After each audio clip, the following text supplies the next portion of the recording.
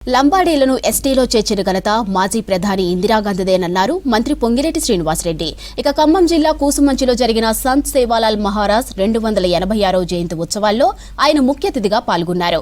ఫిబ్రవరి 15 నుంచి వారం రోజుల పాటు సేవాలాల్ జయంతి ఉత్సవాలు నిర్వహించాలని ప్రభుత్వం 2 కోట్లు కేటాయించిందని తెలిపారు. ఇక వచ్చే ఫిబ్రవరి నాటికి కూసుమంచిలో బంజారా భవన్ నిర్మించేందుకు కృషి చేస్తానని హామీ ఇచ్చారు మంత్రి పొంగులేటి.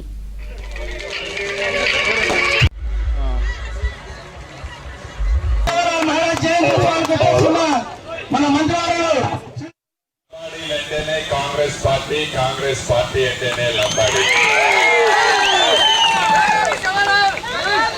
దానికి నిదర్శనమే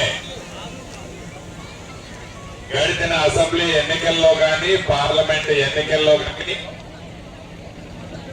కనీ విని ఎరగని మెజార్టీతో ఈ పాలేరు నియోజకవర్గంలో మీ అందరి ప్రేమ అభిమానాలతో నన్ను ఆశీర్వదించి ఆనాడు దీవించారు.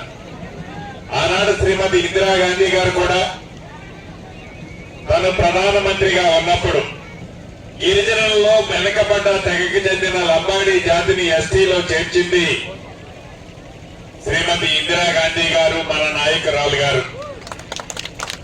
మన మధ్య తను లేకపోయినా దేశవ్యాప్తంగా ఎవరైతే వివిధ తెగలకు చెందిన వాళ్ళలో ముఖ్యంగా లంబాడీలు ఉన్నారో వారు ఈ సమాజంలో చాలా దూరంగా అనగదొక్కబడి వారిని ముందుకు తీసుకురావాలని అనేక సంస్కరణల్లో తీసుకొచ్చి ఈ లంబాడి తెగని ఎస్టీలో చేర్చిన ఘనత మన నాయకురాలు స్వర్గీయ శ్రీమతి ఇందిరాగాంధీ